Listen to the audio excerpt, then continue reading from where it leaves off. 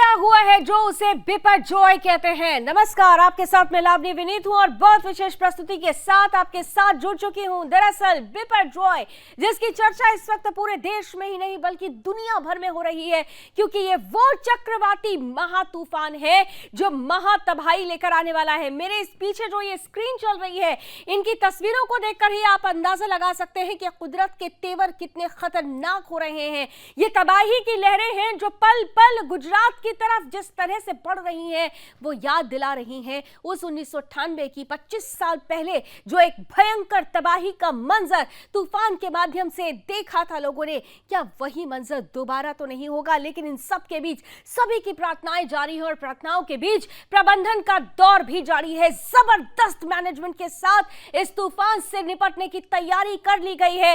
NDRF, SDRF, army सभी को पूरी तरह से मुस्तैदी के साथ तैनात किया गया है।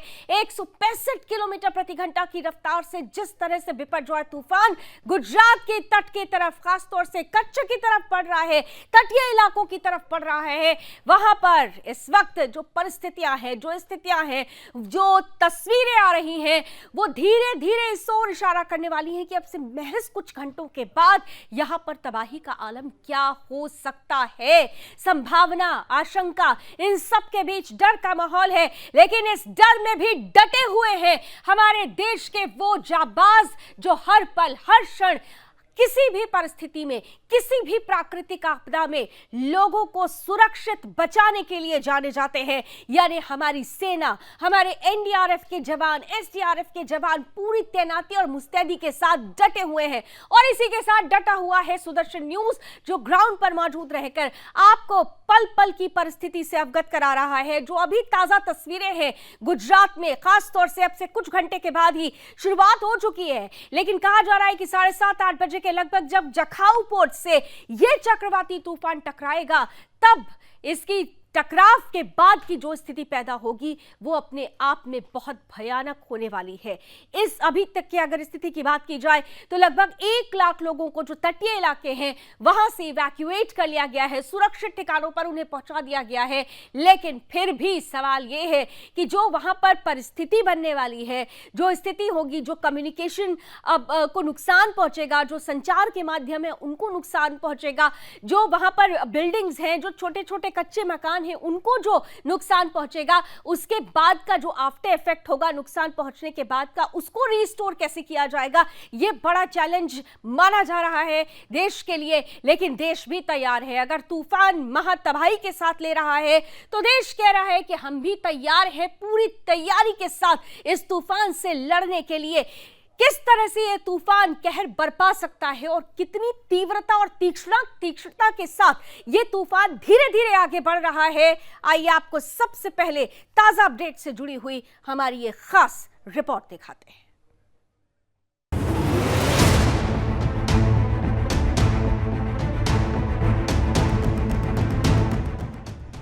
तूफान से आई तबाही ने समुद्र में तांडव मचा के रख दिया है। लहरें इतनी भयावह हैं जिसे देखने मात्र से ही आंखें खुली की खुली रह जा रही हैं। बिपरजॉय तूफान के कारण मौसम पूरी तरीके से बदल चुका है। सौराष्ट्र और कच्छ के इलाकों में तेज हवाओं के साथ बारिश का सिलसिला लगातार जारी है। महातूफान बिपरजॉय ने चारों तरफ महातबाही मचा रखी है। तस्वीरों में दिखाई दे रही लहरें केवल लहरें नहीं, तबाही का महामंजर है। गुजरात के तटीय इलाकों की तरफ बढ़ रहा चक्रवात बिपरजॉय बेहद विकराल रूप लेता जा रहा है। मौसम विभाग के अनुसार ये सौराष्ट्र और कच्छ की तरफ बढ़ रहा है। 8 बजे तक कच्छ के जखाऊ पोर्ट पहुंच सकता है। इस दौरान हालात बेहद खराब हो सकते हैं। इलाकों में तेज हवाएं चल रही हैं और बारिश ने लोगों की रूह कबा के रखती है। कहते हैं कि समंदर को जरा खामोश रहने दो, मचल गए तो पूरा शहर ले डूबेंगे। आज लोग इसे देख नहीं बल्कि महसूस कर रहे हैं। ये तूफान दक्षिणी अरब सागर में बनने के बाद गुजरात तट के करीब पहुंचने तक कई बार रास्ता बदलता है। इससे इसकी तीव्रता में उतार चढ़ाव आता रहा। अभी इसकी तीव्रता खतरनाक और चरम पर है। गुजरात के प्रभावित 8 जिलों में लगभग 1 लाख से ज्यादा लोगों को सुरक्षित स्थानों पर पहुंचा दिया गया है। बिपरजॉय तूफान को लेकर गुजरात के मुख्यमंत्री भूपेंद्र पटेल ने अधिकारियों के साथ समीक्षा बैठक की है। एनडीआरएफ की 18 टीमों और साथ ही एसडीआरएफ की 12 टीमों को तैनात किया जा चुका है। तेज चलती हवाओं ने तो बिपरजॉय की ताकत बढ़ा दी है, लेकिन ये कितनी तबाही मचाएगा ये अभी वक्त के गर्भ में है। News desk, Sudarshan news.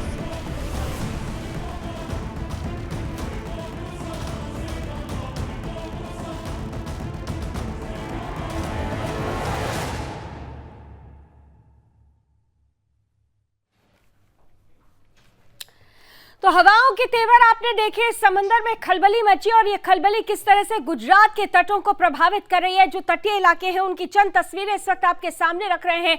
Gujarat और महाराष्ट्र में खास तौर से इसका असर देखने को मिलेगा। खासतौर से अगर गुजरात की बात की जाए तो पोरबंदर, जूनागढ़ और भुज की तस्वीरें आपके सामने हैं।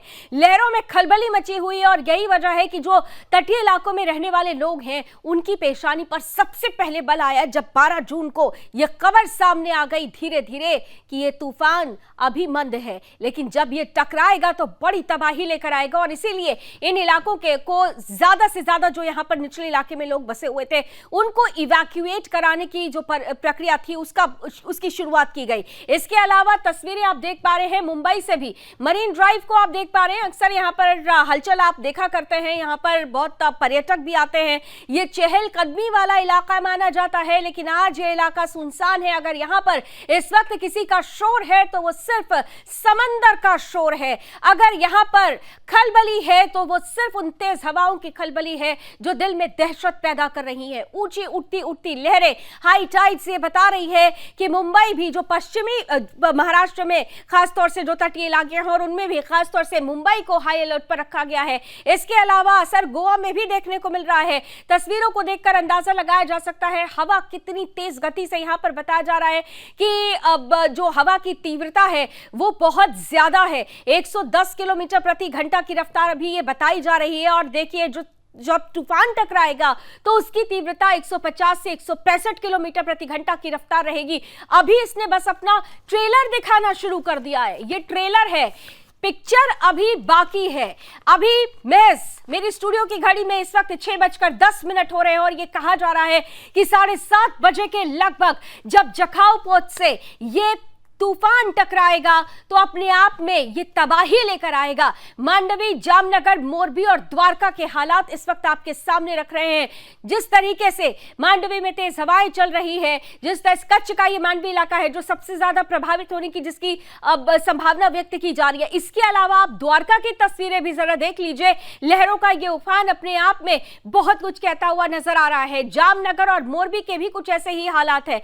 इसके अलावा आप पगिलेश्वर का भी, वहां पर आप देखिए कि किस तरीके से तेज जो लहरें हैं वो तेज होती जा रही हैं, तीक्ष्ण होती जा रही हैं।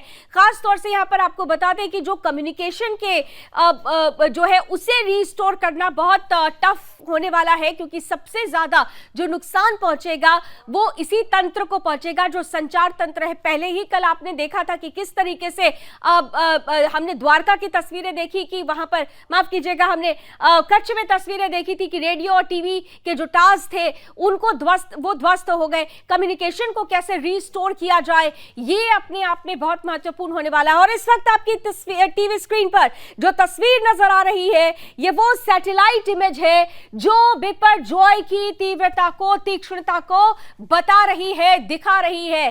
स्पेसक्राफ्ट से भेजी गई ये तस्वीरें अपने आप में ये गवाही दे रही है, प्रमाणित कर रही है कि ये जो विक्षोभ है वो कितना खतरनाक है। और सबसे महत्वपूर्ण ये और चौंकाने वाला भी है कि अक्सर जो चक्रवाती तूफान उठते हैं वो बंगाल की खाड़ी से उठा करते हैं, लेकिन इस साल का ये पहला ऐसा तूफान है जो अरब सागर से उठ रहा है। ये वो विक्षोभ है जो धीरे धीरे करके अब भारत की तरफ बढ़ रहा है। ये वो विक्षोभ है, देखिए जिस तरीके से ये इसकी डेंसिटी है, इसे देखकर ये कितना सघन है।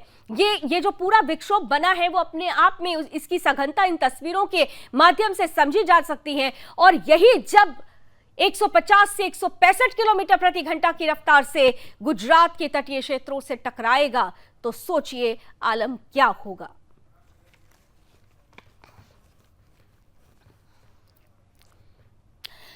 तो अगले 1.5 घंटे तक इस स्पेशल एडिशन में आज आपको जुड़ना होगा, क्योंकि हम ताजा तस्वीरों के साथ आपके बीच उपस्थित होंगे। ग्राउंड पर हमारे सभी रिपोर्टर्स इस वक्त डटे हुए हैं। क्या ताजा तस्वीरें हैं उसके साथ हम आपके बीच में परिस्थिति को बताते रहेंगे। आकलन करने के लिए हमारे साथ एक बड़ा पैनल भी जुड़ेगा। सबसे समझने की कोशिश करेंगे कि ये बिपरजॉय, जिसे तबाही का तूफान कहा जा रहा है, ये तबाही मचाने को अगर आमादा है तो हम इससे डटकर सामना करने के लिए, लड़ने के लिए कितने आमादा हैं, क्या तैयारियां हैं भारत की, इस पर भी हमारी नजर बनी रहेगी। इस वक्त हमारे साथ, मैं आपको बता दूं कि सेना से खास मेहमान इस वक्त हमारे साथ जुड़ चुके हैं। रिटायर्ड कर्नल, वीर चक्र प्राप्त कर्नल टीपीएस त्यागी साहब हमारे साथ जुड़े हुए हैं। जय हिंद सर, मैं आपके पास आऊंगी और आपसे पहला कमेंट भी लूंगी, लेकिन उससे पहले मुझे यहाँ पर एक छोटा सा ब्रेक लेना पड़ेगा। लेकिन व्यूअर्स, आप कहीं मत जाइएगा क्योंकि ये पेशकश बहुत इंपॉर्टेंट है। हम और आप यहाँ पर, मैं स्टूडियो के अंदर हूँ, आप अपने घर में टीवी स्क्रीन पर तस्वीरें देख रहे हैं, लेकिन सोचिए जो लोग इस वक्त ग्राउंड पर हैं, जो लोग इन इलाकों के आसपास हैं, उनकी हालत इस वक्त क्या होगी, वहां की परिस्थिति क्या होगी, इन सबको समझने के लिए जरूरी है कि इस विशेष पेशकश के साथ आप लगातार बने रहें। तो बिपरजॉय, जिसका मतलब ही आपदा है, वो अपने आप में एक तबाही लेकर आ रहा है। ये तबाही किस हद तक नुकसान पहुंचाने वाली है, इसकी सिर्फ अभी संभावना और आशंका ही व्यक्त की जा रही है। सटीक आकलन अभी पूरी तरह से जो परिस्थितियां बन रही हैं, जिस तरीके से ये तूफान आगे बढ़ रहा है, इसका सटीक आकलन तो 7:30 बजे के बाद ही लग पाएगा, जब ये तूफान पूरी तरह से गुजरात के तटीय इलाके में, खासतौर से मांडवी के जखाऊ पोर्ट से जब टकराएगा, तब पता चलेगा कि ये कितना नुकसान पहुंचाने वाला है। लेकिन जिस ये सीधी तस्वीरें इस वक्त, चलिए हम आपको दिखा रहे हैं, ये कुछ ऐसे इलाके हैं जिनको खाली करा लिया गया है गुजरात के तटीय इलाकों में, जहां से जो छोटे छोटे जो नाविक हैं, जो मछुआरे हैं, जिनको समुद्र में जाने के लिए 12 जून से ही मना कर दिया गया, उन्होंने अपनी नावों को किनारे पर लगा दिया है। और सोमनाथ की ये तस्वीरें आप देख पा रहे हैं। ये यहाँ पर दरअसल हर वक्त यहाँ पर दरअसल नाव बनाने का कार्य यहाँ पर चलता रहता है, लेकिन अभी फिलहाल यहाँ पर सभी को हटा दिया गया है, खाली करा दिया गया है। यानी जो जीविका है उसको भी प्रभावित करने वाला है ये तूफान, और इसीलिए यहाँ से लोगों को खाली कराकर सुरक्षित स्थानों पर ले जाया गया है। ये तस्वीरें आप देखिए, लहरें जो है, ऊंची ऊंची जो लहरें हैं वो देख रही हैं। और फिलहाल अभी तो मैं आपको बता दूं कि जो सोमनाथ का इलाका है, वहां कहा जा रहा है कि ये देखिए, ये तस्वीर अब आप देखिए, इस तस्वीर को देखकर आप अंदाजा लगाइए कि कितना भयानक यहां पर स्थिति बन चुकी है। ये ओखा की तस्वीरें हैं। ओखा खासतौर से लाइट हाउस से ली गई है, कि इससे लिए गए ये विजुअल्स हैं। वहां पर हवाओं का जो जोर है वो आप देख सकते हैं। ये कहा जा रहा था, जिस वक्त ये तस्वीरें हमारे पास आई थी उस वक्त करीब ये 4:30-5 बजे का वक्त था जब कच्छ में ये परिस्थिति बन चुकी थी। बारिश की स्थिति यह है कि जो अंदरूनी इलाके हैं वहां पर रुक रुक कर बारिश हो रही है, लेकिन जो तटीय इलाके हैं वहां लगातार बारिश हो रही है, और लगातार बारिश और तेज चलती हवाओं ने ही यहां पर परेशानी बढ़ा दी है। यहां पर लहरों ने अपना तांडव दिखाना शुरू किया। द्वारका की तस्वीरें हमने आपके सामने रखी थी, जहां पर एक दीवार को अभी पहले ही जो किनारे पर जो घर था वहां की दीवार टूटती है, यानी नुकसान पहुंचाना शुरू कर दिया इस तूफान ने। लेकिन अभी तक लोगों को सुरक्षित ठिकानों पर क्योंकि पहुंचाया जा चुका है, इसलिए ये उम्मीद की जा रही है कि फिजिकली जो चीजें हैं, जो भौतिक वस्तुएं हैं, उनको नुकसान जरूर पहुंच सकता है, लेकिन जान का नुकसान नहीं होगा, क्योंकि ऑलरेडी 1 लाख के लगभग लोगों को सुरक्षित ठिकानों पर पहुंचाया जा चुका है। हमारे साथ इस वक्त गुजरात ब्यूरो चीफ उत्कल ठाकुर जुड़ चुके हैं, हमारे साथ मुंबई ब्यूरो चीफ दीपक चौहान जुड़ चुके हैं, और कर्नल टीपीएस त्यागी साहब हमारे साथ बने हुए हैं। सबसे पहले मैं जरा गुजरात का हाल जानना चाहूंगी उत्कल आपसे। कल हम शाम को जब लाइव थे, कल क्या हालत थी वहां पर? हमने लाइव तस्वीरों में ही देखा कि सीधे सीधे तेज बारिश और तूफान शुरू होता है, और आपके लिए फिर वहां से रिपोर्ट करना मुश्किल हो गया था, लेकिन आप डटे रहे। फिलहाल आज की जो तारीख है और आज का ये जो समय है वो अपने आप में और खतरनाक होता जा रहा है। आपसे महज 1.5 घंटे का समय बाकी है जब ये तूफान टकराने वाला है जखाऊ पोर्ट से। फिलहाल आप क्या महसूस कर पा रहे हैं? देखिए, आज 7:30-8 बजे जखाऊ पर ये जो बिपरजॉय है वो लैंडफॉल करेगा, लेकिन इससे पहले कल भी आपने देखा कि अहमदाबाद में जखौ सौराष्ट्र से 400-500 किलोमीटर दूरी पर खड़े हुए हम लोग यहाँ तूफान में फंसे, बारिश में फंसे। आज भी जैसे pre monsoon activities, pre cyclone activities देखी जा सकती है। तेज हवाएं चल रही है। सुबह से लोगों को ये सूचनाएं दी जा रही है कि आप काम न हो तो बाहर न निकले। स्कूलों में छुट्टियां घोषित की गई है 2 दिन की। अभी भी आज भी आप देख सकते हैं कि खड़े होने में मुश्किल आ रही है और बारिश का एकदम वातावरण बना हुआ है।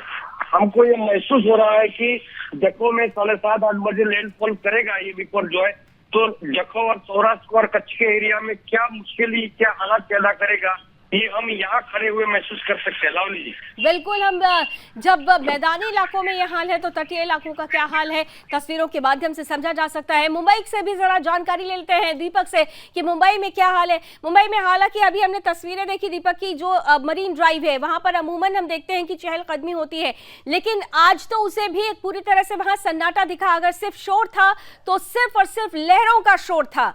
अभी फिलहाल मुंबई में क्या हालात है? बिल्कुल लावनी, जिस तरीके से मुंबई को 12 तारीख से ही यहाँ पर रेड अलर्ट दिया गया था, 12 तारीख से लेके आज तक जो है मुंबई जो बीएमसी है और आपत्ति व्यवस्थापन जो राज्य सरकार की जो टीमें हैं उनके द्वारा लगातार ये समुद्र किनारे पर जो पेट्रोलिंग चल रही है। और जैसे कि हम मरीन ड्राइव की बात करें, मरीन ड्राइव हमेशा रश उसी मरीन ड्राइव पे रहती है, वहां पर किसी को भी घूमने की अनुमति यहाँ पर नहीं दी गई है। ये समुद्र किनारे पर धारा 144 यहाँ पर लगाई गई है। मुंबई पुलिस अलर्ट है। जैसे कि हम जीव चौपाटी की बात करें, गिरगांव चौपाटी की बात करें और गेट ऑफ इंडिया की बात करें, वहाँ पर पूरे तरीके से खाली किया गया है। वहाँ पर किसी को भी जाने की अनुमति नहीं दी गई है। वहाँ पर जो बीएमसी के जो कर्मचारी है लगातार वहाँ पर पेट्रोलिंग के लिए तैनात किए गए हैं। मुंबई पुलिस तैनात है, एनडीआरएफ की टीम तैनात है। मुंबई को बचाने के लिए पूरे तरीके से यहाँ पर जो है किसी भी तरह की आपातकालीन संकट ना है, किसी भी तरीके की आपातकालीन स्थिति से निपटने के लिए सभी ने कमर कस ली है। गुजरात से लेकर महाराष्ट्र तक जो हालात हैं उनसे हालातों का जायजा लेने के लिए खुद सरकार इसकी निगरानी कर रही है। हमने देखा कि किस तरीके से अब दौरा रद्द कर देते हैं गृह मंत्री अपना, और खास तौर से एक वॉर रूम बनाया गया है जहां पर पल पल की जानकारी ली जा रही है। होम मिनिस्ट्री को लगातार एनडीआरएफ अपनी रिपोर्ट दे रहा है हर एक घंटे पर कि क्या सिचुएशन है, क्योंकि इस वक्त अगर तूफान ने ये ठान लिया है कि वो तबाही मचाकर रहेगा तो हिंदुस्तान ने भी ये ठान लिया है कि इस तबाही को, वो जो उससे होने वाला नुकसान है उसकी इंटेंसिटी को अपनी तैयारी के माध्यम से कम करके रहेगा। ये तैयारी कैसी होती है, कितनी खास होती है, कितने चैलेंजेस आते हैं, ये सब कुछ भी हम जानने की कोशिश करेंगे। कर्नल साहब के पास सीधे चलते हैं क्योंकि सेना भी ऐसी परिस्थिति में मोर्चा संभाल लेती है और यहां पर भी हमने देखा कि गुजरात में भी सेना की कई टुकड़ियों को तटवर्ती इलाकों में भेज दिया गया है। कर्नल साहब, सबसे पहले जब ऐसे ऑपरेशंस होते हैं, देखिए एक ऑपरेशन होता है जिसे हम वॉर ऑपरेशन, आप लोगों की भाषा में सर्जिकल ऑपरेशन होता है, लेकिन जब तूफान से दो हाथ करना होता है, तूफान से सर्जिकल ऑपरेशन करना होता है, तो वो चैलेंज क्या होता है और कैसे निपटते हैं आप लोग इस सिचुएशन से? देखिए, ये एक प्राकृतिक आपदा है और हिंदुस्तान का इतिहास गवाह है कि हिंदुस्तान में जब भी कभी कोई प्राकृतिक या कृत्रिम आपदा आई, फौज को बुला लिया गया, स्थिति नियंत्रण में आ गई। अब मगर ये जो बिपरजॉय साइक्लोन है, एक तो ये बहुत सीवियर है और जैसा आपने बताया ये बे ऑफ बंगाल से नहीं उठा। बे ऑफ बंगाल जो है वो नोटोरियस मानी जाती है और अरेबियन सी शांत माना जाता है, लेकिन उस शांत अरेबियन सी से ये उठा है। इस साल का अरेबियन सी का ये पहला तूफान है। अब इस तूफान में अगर ये 165 किलोमीटर पर आवर की स्पीड से लैंडफॉल करता है तो ये समझ लीजिए कि कच्चे मकानों की तो साथ क्या है, तो पक्के मकान हैं उनको भी 150 kilometre per hour wind speed के हिसाब से डिजाइन किया जाता है, यानी कि पक्के मकान भी खतरे में हैं। दूसरी बात, जो ये इसकी ऊंचाई बताई जा रही है कि जो गाइड है वो करीब 3 मीटर ऊंची होने वाली है। अब 3 मीटर का मतलब एक फ्लोर की हाइट होती है करीब करीब, यानी कि ग्राउंड फ्लोर पर इस तूफान के वजह से जो पानी है वो ग्राउंड फ्लोर को भी कवर कर लेगा या ओवरफ्लो हो जाएगा उसके ऊपर। तो ये तो रही आपदा की बात। अब तैयारी की बात में समझिए, कि हम सब जगह जब भी कोई प्राकृतिक या कृत्रिम आपदा आती है, फौज आती है, यहाँ के लिए हमने 27 कॉलम तो फौज ने, आर्मी ने तैयार किए हैं। अब जब हम कॉलम कहते हैं तो कॉलम का मतलब ये होता है कि उसमें सभी तरह के फोर्सेस रहते हैं। उसमें इंफेंट्री के जवान भी रहते हैं, सिग्नल के भी रहते हैं, उसमें आर्मी सप्लाई कोर के भी, ऑर्डिनेंस के भी और मेडिकल के भी। यानी वो रेस्क्यू में कम, रिलीफ में ज्यादा काम आते हैं। यानी कि कम्युनिटी किचन का एस्टेब्लिश करना या मेडिकल टीम का एस्टेब्लिश करना, इस काम में आते हैं। तो ऐसे 27 कॉलम तो हमने आर्मी की तरफ से डिप्लॉय किए हैं। रेस्क्यू ऑपरेशन के लिए इंडियन नेवी और कोस्ट गार्ड को तैयार रखा गया है। करीब 15 शिप और करीब 1000 लाइफ जैकेट और करीब 200 लाइफ बॉय, ये सब तैयार रखे गए हैं रेस्क्यू ऑपरेशन के लिए। साथ में 15 टीम तैयार रखी गई है गोताखोरों के लिए। अब अगर हम इंडियन एयरफोर्स पे आ जाए तो इंडियन एयरफोर्स का एक नॉर्मल जहाज, एक ट्रांसपोर्ट एयरक्राफ्ट कैरियर और उसके साथ साथ हेलीकॉप्टर्स की एक फ्लीट रखी गई है किसी सिचुएशन से निपटने के लिए। अब ये तो हो गया रिलीफ ऑपरेशन। लेकिन रिलीफ ऑपरेशन क्योंकि इसका मैग्नीट्यूड बहुत ज्यादा है, लिहाजा रिलीफ ऑपरेशन 2 रोज में खत्म होने वाले नहीं है। जैसे 1 लाख लोग ऑलरेडी स्थापित किए जा चुके हैं, इसलिए रिलीफ ऑपरेशन गवर्नमेंट और गुजरात के साथ मिलकर एक लंबे समय तक चलेंगे। आर्मी के लोगों को ये तजुर्बा पहले दिन से होता है। जिस रोज वो फौज को ज्वाइन करते हैं उस रोज मैं आपको एक बड़ी इंटरेस्टिंग बात बताऊं कि ऐसी सिचुएशन में जब आपके पास में कोई डॉक्टर नहीं है, कोई दवाई नहीं है और उसके बावजूद भी कोई कैजुअलिटी आपके सामने आती है, आप उसका फर्स्ट एड कैसे देंगे? तो हमें सिखाया जाता है कि राइस, RICE, राइस का मतलब सबसे पहले तो उसको रेस्ट चाहिए। आई का मतलब ये है आई, यानी कि जिस जगह भी चोट लगी है उसको ठंडक पहुंचाओ। और सी का मतलब है कंप्रेस, जहाँ चोट लगी है उसके दोनों तरफ कंप्रेस करो, दबाओ। और ई का मतलब है कि जो बॉडी का हिस्सा जिस जगह चोट लगी है उसे अपनी जगह से थोड़ा ऊंचा उठाओ, यानी कि पैर में चोट लगी है तो पैर को ऊपर उठाओ। अब देखिए, कम पढ़े लिखे सिपाही को भी ये मालूम है कि मैं कुछ ना कुछ तो कर सकता हूँ। और यही तो है हमारी सेना की खासियत, यही हमारी सेना की खासियत। और हमेशा से दुनिया ने भी ये लोहा माना है हमारी जाबाजों का, हमारी सेना का, हमारी NDRF का, क्योंकि इंडिया हर परिस्थिति में फर्स्ट रिस्पॉन्डर के रूप में सामने आया है। दुनिया में कहीं पर भी अगर तबाही आई है तो अगर कोई फर्स्ट रिस्पॉन्डर रहा है तो वो इंडिया रहा है। और भारत क्यों रहा है, उसके पीछे की वजह रही है ये मैनेजमेंट, ये लर्निंग जो कि अभी कर्नल साहब ने हमारे सामने रखी। अब सर, आप जिस तरीके से बता रहे थे कि कितनी मुस्तैदी के साथ और बाकायदा कॉलम्स टू कॉलम्स तैयार किए जाते हैं, आपने बड़े विस्तार से पूरी जानकारी दी। मैं इस पर और आगे चर्चा को आगे बढ़ाऊंगी, लेकिन हमारे साथ इस वक्त क्योंकि पर्यावरणविद निशांत राजपूत जी भी हमारे साथ हैं। निशांत जी, आपका भी बहुत बहुत स्वागत है। और आप देख रहे हैं लगातार 12 तारीख से सिर्फ बिपरजॉय और बिपरजॉय, केवल चारों तरफ यही चर्चा हो रही है। और आज उस बिपरजॉय का ट्रेलर नहीं, हम फाइनल पिक्चर देखने वाले हैं। सवाल ये है कि ये कहा जा रहा है कि ये ऐसा अब देखने को ज्यादा मिल रहा है कि बंगाल की खाड़ी से उठने वाले चक्रवाती तूफानों की तुलना में अरब सागर से उठने वाले चक्रवाती तूफान अब ज्यादा बढ़ रहे हैं। सबसे बड़ा कारण ऐसे चक्रवाती तूफानों का आप क्या मानते हैं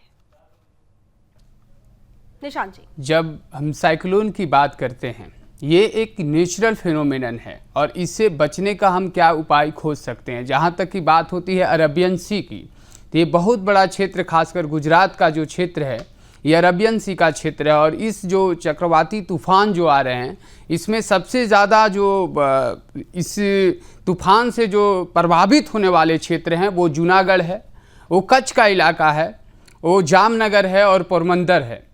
तो इन सारे इलाकों में समथिंग 75,000 लोग से 1 लाख तक लोग प्रभावित होंगे। इन सारे जो भी इसका जो मूल रूप है, जैसे कि हम जब साइंटिफिक बात करते हैं कि आखिर साइक्लोन क्यों होते हैं और क्यों साइक्लोन होने का क्या कारण है, तो जब हम इस पे विश्लेषण अध्ययन करते हैं तो ये हमें पता चलता है कि साइक्लोन जो है एक नेचुरल फिनोमेनन है। ये एक जो टेम्परेचर का डिस्प्लेसमेंट होना, जो वाटर का टेम्परेचर है और जो एटमॉस्फेयर का जो एयर का वेव है, ये दोनों के बीच जो डिफरेंसेस क्रिएट बहुत ज़्यादा हद तक होता है और ये जब अनबैलेंस हो जाता है तब साइक्लोन जैसी प्रवृत्ति सामने आती है।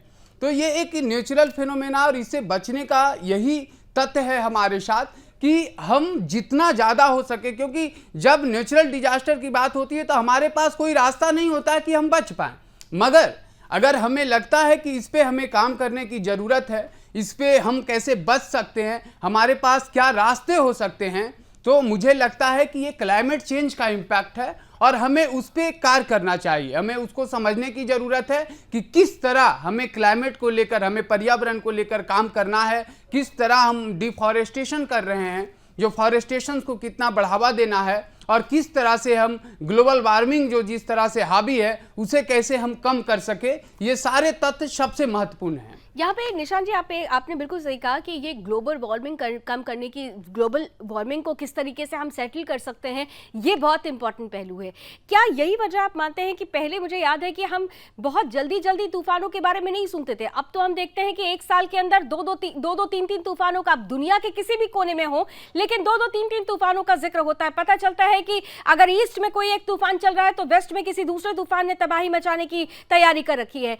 ये जो परिस्थिति पैदा हो रही है, इसकी मुख्य वजह आप क्या देखते हैं? इसका सबसे इंपॉर्टेंट यही है कि जिस तरह से पॉपुलेशन इंडेक्स इंक्रीज कर रहा है और मानव जिस तरह से प्राकृतिक संपदों के साथ खेल रहा है, क्योंकि जैसे ही पॉपुलेशन इंक्रीज होता है तो हमें रिसोर्सेज चाहिए और हम रिसोर्सेज के लिए नेचर पे डिपेंडेंट होते हैं, मगर नेचर को लेकर हम ज़्यादा कुछ कर नहीं पाते हैं और हम उसकी खात्मा कर रहे हैं। जिस तरह से कोल माइंस हो रहा है, जिस तरह से तमाम जो प्राकृतिक खनिज है वो समाप्त हो रहे हैं और वहाँ पे जिस तरह से आप जैसे रिवर्स की बात करें तो सैंड समाप्त हो रही है रिवर्स की, माउंटेन की बात करें माउंटेन डिस्ट्रॉय हो रहे हैं कंस्ट्रक्शन एंड डेवलपमेंट को लेकर। इन सारी पहलुओं को अगर आप देखेंगे वर्ल्ड वाइड, अभी जिस तरह से पॉपुलेशन सबसे महत्वपूर्ण भूमिका निभाती है, इसीलिए इन तस्वीरों को देख के जो लोग जनसंख्या नियंत्रण कानून का विरोध कर रहे हैं उनको सुन लेना चाहिए कि पर्यावरणविद भी ये कह रहे हैं कि पॉपुलेशन कंट्रोल होनी चाहिए और पॉपुलेशन किनकी ज्यादा कंट्रोल होनी चाहिए, कौन पॉपुलेशन को बढ़ा रहा है और कौन उस पॉपुलेशन से पॉल्यूशन बढ़ा रहा है, ये अंदाजा आप खुद लगा सकते हैं। बहरहाल मैं उत्कल आपको देख पा रही हूँ, छतरी खुल गई आपकी, पल पल बदलता मौसम। यहाँ बारिश शुरू हो चुकी है, तेज एकदम कोहल भी है और देख सकते हैं कि कल की जैसी स्थिति बनी हुई है। अब आप समझ सकते हैं कि 7:30-8 बजे यदि जखौ में ये लैंडफॉल करने वाला है तो इसके पहले प्री साइक्लोन एक्टिविटीज क्या हो सकती है। देखिए मैं इसमें जोड़ना चाहूंगा लावनी जी कि गुजरात सरकार ने जो ऐतिहासिक कदम उठाए ये समझने की आवश्यकता है। यहाँ 1 लाख से ज्यादा लोगों को इवैक्यूएट किया गया है, स्थलांतरित किया गया है, 1500 से 1600 शेल्टर होम बनाए गए। सबसे महत्वपूर्ण बात यह है कि 12 जिलों में 16-17 तारीख को जिन महिलाओं की डिलीवरी होने वाली है, जो बच्चे को जन्म देने वाली है, उन महिलाओं को भी एक सुरक्षित स्थान पर पहुंचाया गया है, उन्हें चिन्हित कर। आपको बता दूं कि 0 कैजुअलिटी का लक्ष्य गुजरात सरकार की ओर से रखा गया है। इतने भारी साइक्लोन के बीच भी सरकार ने ये लक्ष्य तय किया है कि पशुओं कोई भी, मेरी आवाज अब तक आ रही है लावनी जी? बिल्कुल आ रही है सर, बिल्कुल आ रही है। पशु की भी जान हानि ना हो, यानी कि मनुष्य के साथ साथ पशु की भी 0 कैजुअलिटी का लक्ष्य रखा गया है लावनी जी। बिल्कुल, पशुओं की भी कैजुअलिटी ना हो इसका लक्ष्य रखा गया है और आप को देखकर ये अंदाजा लगाया जा सकता है कि अभी देखिए वहां पर हालात धीरे धीरे क्या हो रहे हैं। लेकिन उत्कल अगर आप जल्दी से बता सकें, क्योंकि जो इंटीरियर के इलाके हैं, खासतौर से जो मैदानी इलाके हैं, वहां पर बारिश और हवाओं का कहर है, लेकिन तटीय इलाकों में परिस्थिति बिल्कुल उलट होगी। जब 3 से 6 मीटर की ऊंचाई वाली लहरें उठेंगी तो ये कहा जा रहा है कि जो कम्युनिकेशन सिस्टम है वो सबसे ज्यादा प्रभावित होगा। इस कम्युनिकेशन सिस्टम को रिस्टोर करने के लिए क्या तैयारी की गई है उत्कल? देखिए बहुत महत्वपूर्ण सवाल है। कम्युनिकेशन और बिजली के लिए सरकार ने ऐतिहासिक कदम उठा लिए हैं।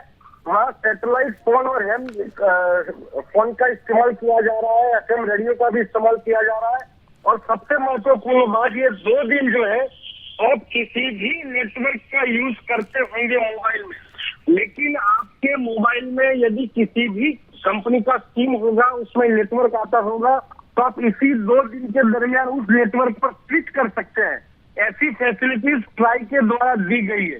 दूसरा सबसे महत्वपूर्ण विषय यह है कि इन इलाकों में 1 लाख से ज्यादा बिजली के खंभे पहले से पहुंचा दिए गए हैं और 11,000 से ज्यादा बिजली कर्मी इन 12 जिलों में तैनात किए गए हैं, ताकि किसी भी परिस्थिति में बिजली और कम्युनिकेशन का जो नेटवर्क है वो ध्वस्त न हो पाए। लावनी जी बिल्कुल बिल्कुल, मैं अब आपके पास आती रहूंगी उत्कल, आप पर थोड़ा अपना ख्याल भी रखिए क्योंकि बहुत मुश्किल होता है ऐसी परिस्थिति में रिपोर्टिंग करना, लेकिन एक रिपोर्टर की ये जिम्मेदारी है और हम तो वैसे भी निर्भीकता और निडरता के लिए जाने जाते हैं, पल पल की तस्वीरों को दर्शकों तक पहुंचाने के लिए। मैं जल्दी से दीपक आपके पास भी आ रही हूँ, हालांकि आपके पीछे भी मैं देख रही हूँ थोड़ी शांति है, लेकिन कहते हैं ना कि तबाही के पहले एक शांति होती है और वही हालात मुंबई में नजर आने वाले हैं। मुंबई में भी ये कहा जा रहा है कि वहां पर भी ऐसी ही तैयारियां हैं जो गुजरात में है। हालांकि यहां पर नुकसान कम हो सकता है क्योंकि यहां तक ये कहा जा रहा है कि यहां पर जो तीव्रता है वो कम होगी, लेकिन ये वो तूफान है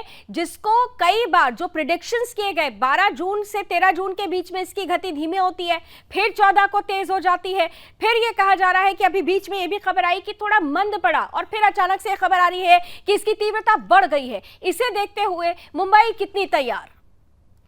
बिल्कुल लावनी, जिस तरीके से 12 तारीख से जो है मुंबई में जिस तरीके से रेड अलर्ट दिया गया था उसी को लेकर जो है जो असर है वो काफी दिखाई दिया है। जैसे कि हम बात करें गेट ऑफ इंडिया की, जो समुद्र की जो लहरें है वो काफी तेज गति से आ रही थी, जो पानी की लेवल है वो काफी बढ़ चुकी थी। उसी को संज्ञान में लेते हुए जो मुंबई बीएमसी है उनके द्वारा भी तुरंत वहां पर खबरदारी ली गई और वहां पर पूरे तरीके से जो जितने भी पर्यटक है सभी पर्यटकों पर वहां पर आने की रोक लगा दी और साथ ही जिस तरीके से डिजास्टर मैनेजमेंट की जो टीम होती है वो टीम भी यहाँ पर तैनात की गई है। पूरे तरीके से जो कंट्रोल है वो कंट्रोल रखा गया है। जितने भी समुद्र काट के जितने भी गांव है उन गांवों को जितने भी मच्छीमार है उन मच्छीमारों की वस्ती भी वहां से खाली करवाएगी।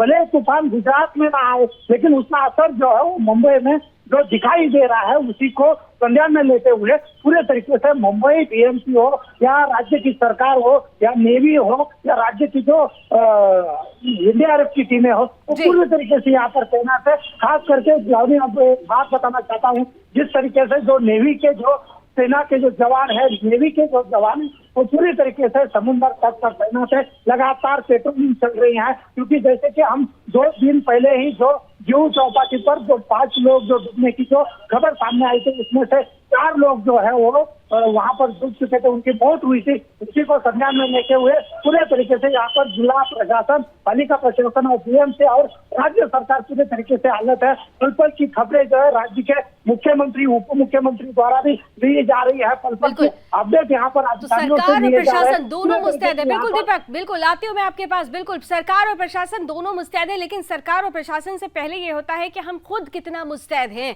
प्रकृति का उपयोग करना चाहिए, उसका उपभोग नहीं करना चाहिए और परिस्थिति हमारे यहाँ ऐसी ही बन रही है। अब उपयोग नहीं उपभोग हो रहा है और जब प्रकृति का उपभोग होगा तो प्रकृति माँ सबक जरूर सिखाएगी और यही उस सबक की ही एक कड़ी है कि इतना बड़ा तूफान आ रहा है, उस तूफान में तबाही का आकलन हो रहा है, लेकिन क्या इस तूफान से जो तबाही मचती, इस तूफान को भी क्या रोका जा सकता था? जो परिस्थितियां बनी हैं उन परिस्थितियों को क्या रोका जा सकता था?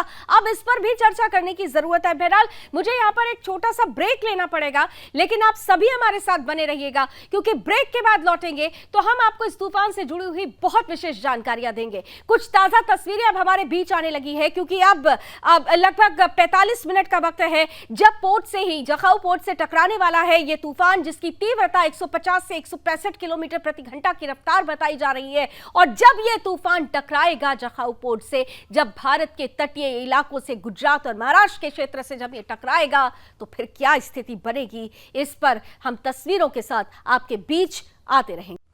तो समंदर की खलबली धीरे धीरे बढ़ती ही जा रही है। जैसे जैसे घड़ी का कांटा आगे बढ़ रहा है वैसे वैसे दिल की धड़कनें भी बढ़ रही है क्योंकि गुजरात से जब ये तूफान टकराने वाला है उसके बाद तबाही का मंजर क्या होगा इसका आकलन तो किया जा रहा है, लेकिन इस आकलन के साथ साथ वो डर भी जहन में आ रहा है जो ये बता रहा है कि तूफान हल्का नहीं है, तूफान तबाही लेकर आ रहा है। 1998 की एक विभीषिका अगर आपको याद हो, 25 सालों के बाद कुछ ऐसा ही मंजर बन रहा है। 1998 में हालांकि जो परिस्थितियां थी, उस वक्त जो तैयारियां थी, उसमें कहीं ना कहीं से ये कहा जा रहा है कि टीम्स में कंपैटिबिलिटी नहीं हुआ करती थी और यही वजह रही कि 10,000 लोग प्रभावित हुए थे, 10,000 लोगों की जान चली गई थी और बहुत हद तक लोग प्रभावित हुए थे, जिनको बाद में मुख्य रूप से उनको स्थिर करना बहुत मुश्किल हुआ था। लेकिन जैसे जैसे समय बीता, हम तकनीक पर जिस तरीके से हमारा कंट्रोल होता गया, तकनीक के माध्यम से, हम एआई के माध्यम से,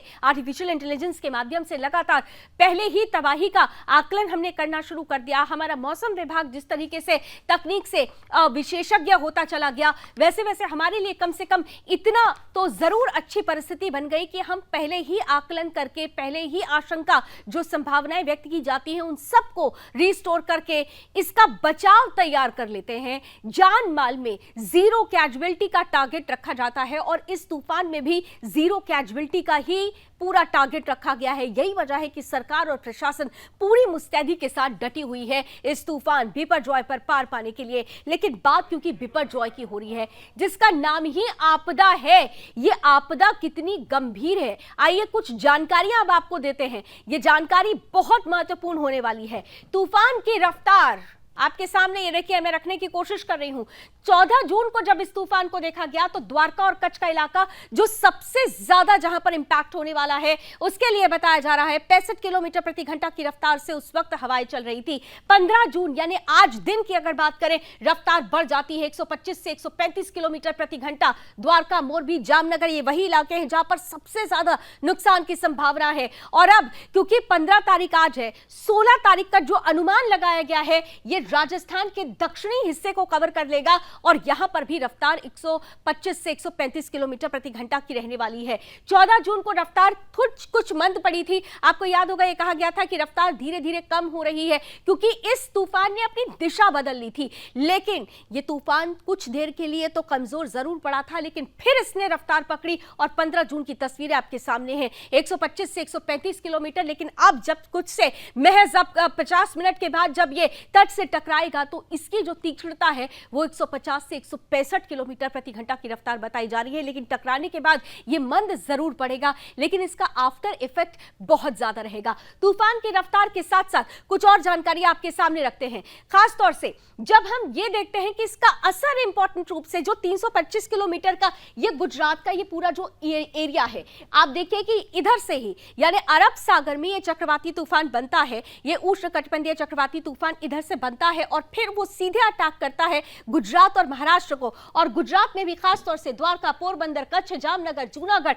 ये जो इलाके हैं वो ये सबसे ज्यादा प्रभावित होने वाले इलाके हैं। मोरबी, राजकोट, ये जो हिस्सा है ये सबसे ज्यादा प्रभावित होने वाला हिस्सा है। ये वो हिस्सा है जो तबाही का सबसे बड़ा मंजर देखेगा और 1998 में भी इसी हिस्से ने तबाही का सबसे बड़ा मंजर देखा था। लेकिन 98 से लेकर 2023 में बहुत बड़ा बदलाव आया है और यह बदलाव इस बात की ओर संकेत कर रहा है कि अगर तूफान तबाही के लिए आमादा है तो हम डट कर सामना करने के लिए भी आमादा हैं। इन सब के बीच हमारे साथ सभी मेहमान बने हुए हैं। मैं निशांत आपके पास इस वक्त आना चाहती हूं क्योंकि जब हम असर की बात करते हैं, जब हम स्पीड की बात करते हैं, खासतौर से विंड स्पीड की बात करते हैं, ये कहा जा रहा है कि विंड स्पीड जैसे ही ये टकराएगा तूफान, इसके बाद थोड़ी मंद होगी और जैसे ही विंड स्पीड मंद होगी उसके बाद इसकी जो तीक्ष्णता है, इसका जो प्रभाव है, जो इफेक्ट होने वाला है वो कम हो जाएगा। क्या ऐसा हो पाएगा या फिर आगे जब बढ़ेगा तो उतनी ही तीव्रता के साथ ये बढ़ता रहेगा? जब हम लोग देखते हैं कि चक्रवाती तूफान जैसे साइक्लोन आता है तो ये कभी कभी क्या होता है कि जो मेट्रोलॉजिकल डिपार्टमेंट्स जो अपने डेटा देते हैं उनके अनुसार उनका मानना है कि विथिन 24 टू 72 आवर्स में ये अपने कंडीशन को कंट्रोल करता है, क्योंकि ये बहुत लंबे समय तक नहीं रहता है। जो एक जो सबसे इम्पॉर्टेंट फैक्टर है इसमें कि ये बहुत लंबे समय तक नहीं रहेगा। और चक्रवाती तूफान में जो स्पीड है अभी तो 125 से 135 पर आवर्स के को हम लोग देख रहे हैं, ये 200 तक भी जा सकता है। इसकी स्पीड 222 तक हाईएस्ट स्पीड्स हैं। इस वेव बढ़ सकते हैं, ये कंडीशंस भी हैं, मगर माना जा रहा है कि स्पीड्स बढ़ेंगे नहीं क्योंकि अब डिक्रीजिंग ऑर्डर में जाएंगे। तो लगभग सबसे जो इससे जब हम बात करते हैं कि इसके बाद होगा क्या, इसमें सबसे बड़ी जो प्रॉब्लम है वो फिशरमैन है, मछुआरे हैं, जो हमेशा जो है कि सी के किनारे वाले इलाके पे रहते हैं, वो मछुआरे लोग होते हैं, मछुआरे कम्युनिटी हैं। तो मुझे लगता है कि उनको लेकर काम करने की ज़रूरत है। दूसरी जो सबसे इम्पॉर्टेंट है वो हैं जो वुमेन्स प्रेगनेंसी में हैं, उनके लिए काम करना, हाईटेक अलर्ट करने की जरूरत है कि जो मेडिकल साइंस जो टीम है उसके लिए अभी हमने कर्नल साहब ने इसको क्लियर भी किया कि बहुत हद तक सबसे पहले उनको ही इंपॉर्टेंस दी जाती है जो पेशेंट्स होते हैं। लेकिन एक बात जो आपने कमेंट पे कही कि ये डिक्रीज होगा ग्रेजुअली टकराने के बाद, लेकिन ये कहा जा रहा है कि जब ऐसा तूफान होता है, हमने पहले भी देखा कि इसकी जो स्पीड थी वो डिक्रीज हुई, लेकिन फिर ऑल ऑफ सडन ये बढ़ गई। तो क्या ये सिचुएशन भी बन सकती है आगे?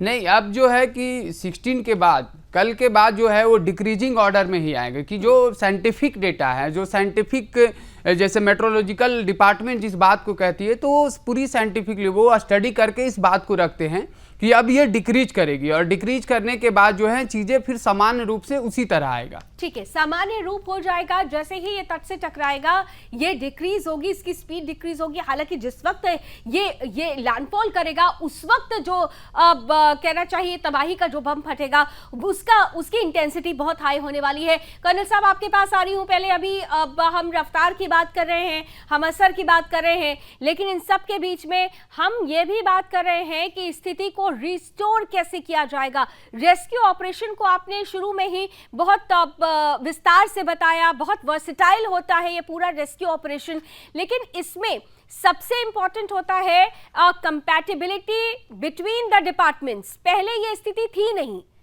अभी ये स्थिति बनी है। क्या इसीलिए हम जब ऐसे भयानक तूफान आते हैं तो उस पर काफी हद तक हम पार भी पा लेते हैं?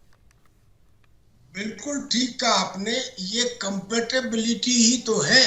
आप कल्पना कीजिए कि 144 करोड़ के हिंदुस्तान में केवल 13 लाख की फौज है, और वो 13 लाख की फौज अपने समुद्री तट के और अपने जमीनी सरहद की रक्षा भी करे और प्राकृतिक और कृत्रिम आपदाओं में भी नियंत्रण करे। कुछ तो खास बात होगी। वो जो खास बात है वो है compatibility. Compatibility in the sense कि पहले तो हर सिपाही में एक कर्तव्य निष्ठा, अनुशासन, प्रशिक्षण और ईमानदारी, और दूसरा एक दूसरे के साथ मिलके काम करने की जो क्षमता है अंडर वन कमांडर, वो उनको ये स्पेशल एबिलिटी देती है कि वो डिफिकल्ट सिचुएशन को भी कंट्रोल कर लेते हैं। जब उत्तरकाशी में भूस्खलन हुआ, भुज में भूकंप आया, अंडमान निकोबार आइलैंड में सुनामी आई, कोई कॉमनवेल्थ गेम में पुल टूटा, जब भी कभी कोई प्राकृतिक आपदा आई फौज को बुलाया, कंट्रोल कंपैटिबिलिटी। आज ये कंपैटिबिलिटी टेक्नोलॉजी आर्मी के, नेवी के, एयरफोर्स में तो पहले से ही थी। अब ये उनके साथ एनडीआरएफ में और जो दूसरी संस्थाएं हैं उनके साथ भी डेवलप होती है। मैं यहाँ एक बात बताना चाहूंगा, देखिए हमारे यहाँ साउथ वेस्ट मानसून आता है, हर साल आता है, केरला के तट से टकराता है। ये तो आज तक नहीं पता लगा कि वो एग्जैक्टली क्यों आता है, कहाँ से बनता है। अरेबियन सी से बनता है, लेकिन टेम्परेचर और प्रेशर का वेरिएशन बताया जाता है। अब दूसरी बात, हमारी सतह से ऊपर जो एटमॉस्फेयर हमें एक दिखाई देता है, एक नहीं है, इसमें 4 लेयर से। पहली लेयर में टेम्परेचर कम होगा, दूसरी में बढ़ेगा, क्यों, फिर तीसरी में कम होगा, क्यों हो रहा है, नेचुरल।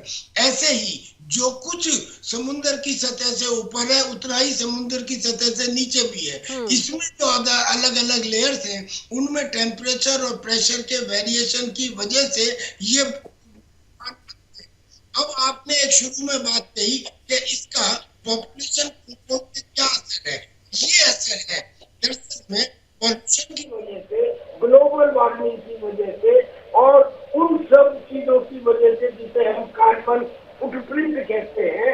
जो टेम्परेचर और प्रेशर का वेरिएशन है वो नॉर्मल की बजाय ज्यादा बढ़ गया है, और इस वजह से तूफानों के आने की जो फ्रीक्वेंसी है वो भी ज्यादा बढ़ गई है। बिल्कुल ठीक आपने कहा कि ये जो ग्लोबल वार्मिंग से जो वार्म होता है वो 98% तो हमारे समुद्र ही सोख लेते हैं।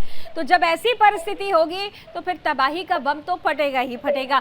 मैं उत्कल देख पा रही हूँ जैसे जैसे समय बीत रहा है वैसे वैसे आपकी तस्वीरें बदलती जा रही हैं। मुझे एक छोटा सा ब्रेक लेने के लिए कहा जा रहा है। ब्रेक के बाद सीधे उत्कल आपके पास ही आऊंगी क्योंकि अब महज 30 मिनट से 32 मिनट ही महज रह गए हैं 7:30 बजने में, और ये कहा जा रहा है कि 7:30 बजे ही वो वार्निंग अलार्म है जो तबाही के मंजर को लेकर आएगा। हालात पल पल बदल रहे हैं। ये पल पल बदलते हुए हालात क्या कह रहे हैं इस पर हमारी नजर बनी हुई है। सभी गेस्ट बने हुए हैं हमारे साथ, उनसे हम जानकारी लेते रहेंगे, आकलन करते रहेंगे। तो आ गया है महातूफान आने में अब महज 30 मिनट का वक्त बाकी है। 7:30 बजे जब गुजरात के पोर्ट से टकराएगा, जखाऊ पोर्ट से टकराएगा तो ये अपने आप में बहुत बड़ी तबाही लेकर आने वाला है, ऐसी संभावना व्यक्त की जा रही है क्योंकि 150 से 165 किलोमीटर। अभी आपने सुना जो हमारे गेस्ट पैनल में पर्यावरणविद हैं निशांत, ये कह रहे हैं कि इसकी स्पीड और ज्यादा हाई हो सकती है, वो एक्सपेक्टेड स्पीड है, लेकिन इतना जरूर है कि जब ये टकरा जाएगा उसके बाद ये डिक्रीज करेगा, लेकिन उसके बाद की जो परिस्थिति होगी वो कितनी खतरनाक होगी इस पर चर्चा और आकलन शुरू हो चुका है। मैं सीधे इस वक्त उत्कल ठाकुर के पास चलना चाहती हूं क्योंकि उत्कल इस वक्त ग्राउंड जीरो पर है, गुजरात ब्यूरो चीफ हैं। और उत्कल जैसे जैसे समय बीत रहा था मैं देख रही हूं तस्वीरें आपके पीछे की भी बदलती जा रही है, पल पल बदलता मौसम। देखिए मैं आपको जानकारी दे दूं कि जो पर्यावरण विभाग है, जो ये मौसम विभाग है, उन्होंने डिक्लेयर कर दिया है कि लैंडफॉल की प्रक्रिया शुरू हो चुकी है।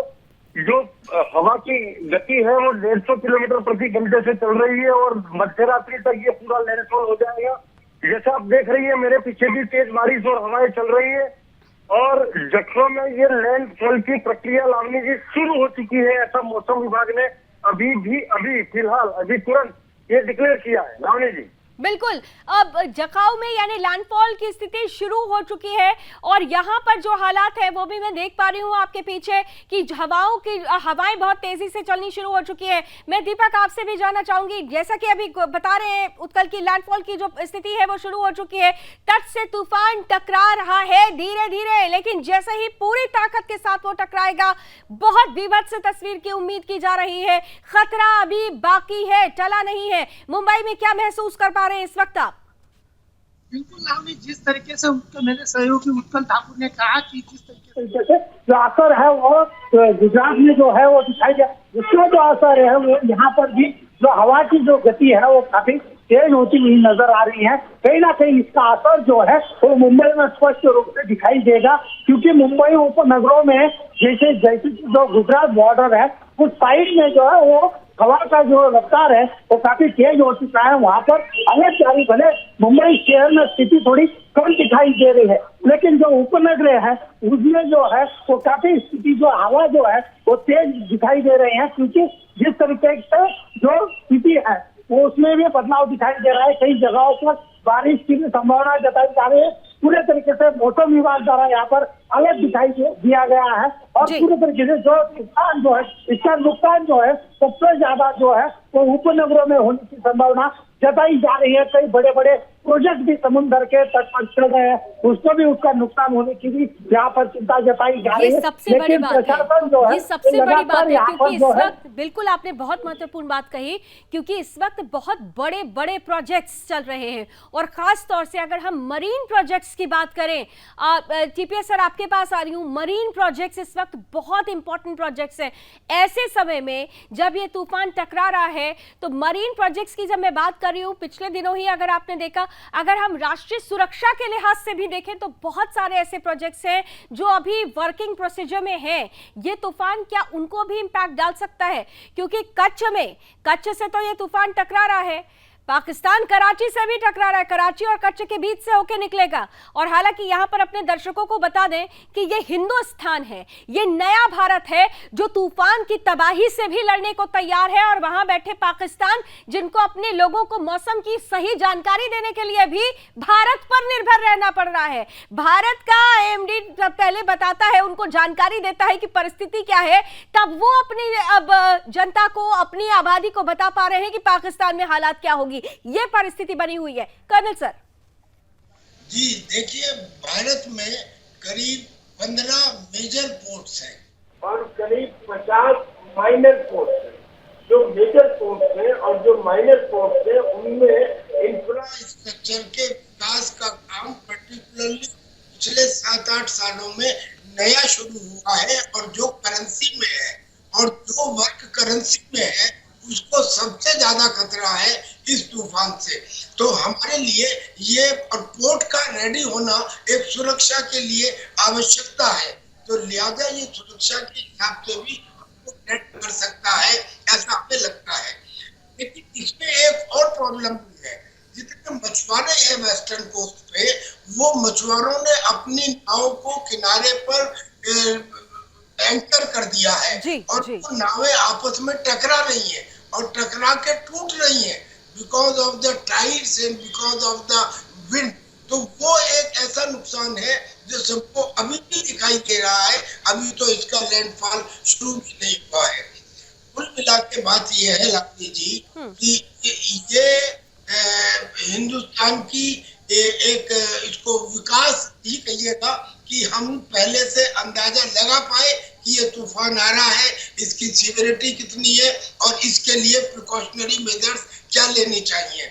मैंने आपको एक बात बताई, ये जो कहा जा रहा है कि 150 से 165 किलोमीटर पर आवर, देखिए हमारी ज्यादातर जो नॉर्मल बिल्डिंग है उनकी छत 150 किलोमीटर पर आवर विंड के हिसाब से डिजाइन की जाती हैं।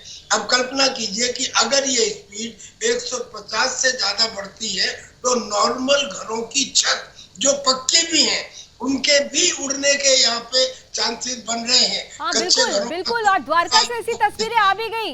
कर्नल साहब मैं आपको बता दूं, द्वारका से ऐसी तस्वीरें आ भी गई, जो किनारे बने हुए पक्के मकान थे उनमें से 2 मकानों की दीवार ढह गई। ये तस्वीरें तो आ गई पहले ही, और अभी जब ये उस वक्त आई तस्वीरें जब लैंडफॉल भी नहीं हुआ है, उस वक्त की तस्वीरें थी वो। जी लैंडफॉल होने के बाद में बिल्कुल ठीक कहा, जब कोई 2 कारों में टक्कर होती है बड़ी स्पीड से आती हैं लेकिन बाद में उनकी स्पीड खत्म हो जाती है। तो जैसे ही कोई इम्पैक्ट होता है, इम्पैक्ट होने के बाद में स्पीड का कम हो जाना या करीब खत्म हो जाना निश्चित है। जमीन का पानी से जब टकराव होगा तो स्पीड कम हो जाएगी, तो एक दफा टकराव के बाद में तो फिर इसका मैग्नीट्यूड भी कम हो जाएगा, स्पीड भी कम हो जाएगी। लेकिन जो ब्रूटल अटैक है, लैंडफॉल है, उस वक्त जो नुकसान होगा, और सबसे बड़ा नुकसान ये है कि जो इसमें टाइड की हाइट बताई जा रही है वो 3 मीटर से ज्यादा बताई जा रही है। यानी कि अगर 1 मीटर की होती तो उसको मैनेज किया जा सकता है, लेकिन 3 मीटर से ऊंची टाइड का मतलब ये है कि जो ग्राउंड फ्लोर है जिसकी ऊंचाई ही करीब 3 मीटर होती है वो करीब इसमें पानी के अंदर भर जाएगा। लेकिन रिलीफ और रेस्क्यू दोनों ऑपरेशंस के लिए हम तैयार हैं। रेस्क्यू का मतलब तो ये है कि जब लैंडफॉल होता है उस समय जो लोग पानी में फंस जाते हैं या जो लोग कैजुअल्टीज हो जाते हैं उन्हें शिप के माध्यम से, हेलीकॉप्टर के माध्यम से, लाइफ जैकेट के माध्यम से, लाइफ बॉय के माध्यम से उनको बचाया जाए, और जो जमीन पर है उनके लिए फिर कम्युनिटी सेंटर चलाए जाए। और जो आपने शुरू में एक बात और कही कि पशुओं का भी ख्याल रखा गया है। हमने जो 27 कॉलम फौज के बताए थे उसमें हमने बाकी सब चीजें तो है ही हैं, मगर उसमें वेटरनरी डिपार्टमेंट भी है जो स्पेशल पशुओं की केयर करने वाला है। तो ये एक ऑल इंक्लूसिव तैयारी की गई है, and thanks to the government of India. बिल्कुल यही तैयारी ऐसी तबाही यही तैयारी मांगता है, क्योंकि जब हम 1998 की विभीषिका की बात करते हैं तो केवल 10,000 लोगों की जान नहीं गई थी, बल्कि 3.5 लाख से ज्यादा मवेशियों ने भी अपनी जान गंवाई थी। यानी इस बार सरकार ने ये कमर कस ली है कि जीरो कैजुअल्टी ह्यूमन बीइंग्स जिसमें लिविंग बीइंग्स जो जिनमें जान है, तो वो चाहे मवेशी हो, इंसान हो, सभी को बचाना है। अब इस प्राकृतिक आपदा की जो परिस्थिति है उस परिस्थिति में बहुत सारी ऐसी स्थितियां भी पैदा हो रही हैं जो बाद में आकलन, जिस पर चर्चा होगी, आकलन होगा। लेकिन सबसे महत्वपूर्ण जो बात है वो मैं जल्दी से निशान जी आपसे एक कमेंट चाहूंगी और उसके बाद कुछ और खास जानकारी अपने दर्शकों के लिए। सबसे महत्वपूर्ण निशान जी जल्दी से मुझे बताइए कि ये बार बार कहा जा रहा है, मेरा पहला भी ये प्रश्न आपसे था, लेकिन अभी मैं जरा विस्तार से इसे समझना चाहती हूँ कि एक वक्त था जब बंगाल की खाड़ी में ही ज्यादा चक्रवाती तूफान उठ रहे थे। अरब सागर बीते हमने देखा है अब 3 से 4 सालों में कि अरब सागर में वो विक्षोभ ज्यादा उठने लगा बंगाल की खाड़ी की तुलना में। तो इसकी मुख्य वजह आप क्या देख पा रहे हैं? एक पर्यावरणविद होने के नाते आप क्या मुख्य वजह देख पा रहे हैं? जब हम किसी तरह की नेचुरल डिजास्टर की बात करते हैं और हम इस बात को कंपैरेटिव तरीके से ले रहे हैं कि हम ज़्यादा फोकस, जैसे पहले अगर जो नेचुरल डिजास्टर होते थे वो ज़्यादा बे ऑफ बंगाल में होते थे, जैसे कुछ दिन पहले 2002 में समथिंग पुडुचेरी में हुई थे साइक्लोन का इशू, अभी जो है वो अरबियन सी में हो रहा है। तो ये एक क्लाइमेट का इम्पैक्ट है और मैं हर बात से इस बात से सबको समझ में आना चाहिए कि ये that is the impact of climate change, क्योंकि ये नेचुरल फेनोमेना, इसको हम बहुत चाहकर भी नहीं रोक सकते हैं, क्योंकि हर एक जो इकोसिस्टम है, जो ब्लू इकोसिस्टम है, जो एक समुद्र, जो सी का एक इकोसिस्टम है, उसकी एक अपनी फेनोमेना है। अगर उसके बीच हम डिस्टर्बेंस एलिमेंट्स को ज़्यादा हावी करेंगे, ज़्यादा उसको डिस्टर्ब करेंगे, तो इस तरह की घटनाएं आएंगी। अगर इस तरह की घटनाएं आती है तो उससे हम बचने की ही उपाय खोज सकते हैं। इसको डायरेक्ट तरीके से कोई भी ऐसा प्रबंध नहीं है जिससे हम इसे रोक सकते हैं।